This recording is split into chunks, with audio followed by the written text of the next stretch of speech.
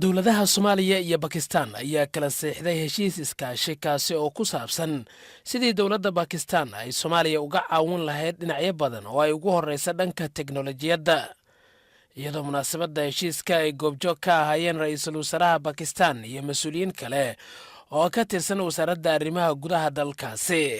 dhanka Soomaaliya waxaa heshiiska u saxiixay safiirka Soomaaliya ee Pakistan Danjira Khadija Maxamed Al-Maqsuumi halka dhanka Pakistan uu heshiiskaasi u saxiixay wasiirka arrimaha gudaha ee dalkaasi Shahiid Khan.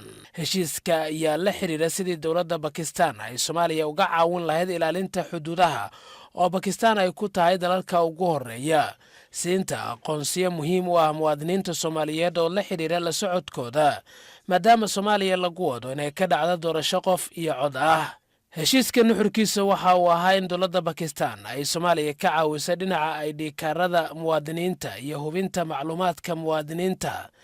waxaan dowladda Soomaaliya ka caawinaynaa xalinta iyo la socodka qofka iyo muwaadinnimadiisa ayuu yidhi Ibraahim Macalin Cabdullaahi oo ah saxafi madax bannaan oo ku sugan dalka Pakistan. Maxamed Shuriyan Nur, Universal TV, Muqdisho.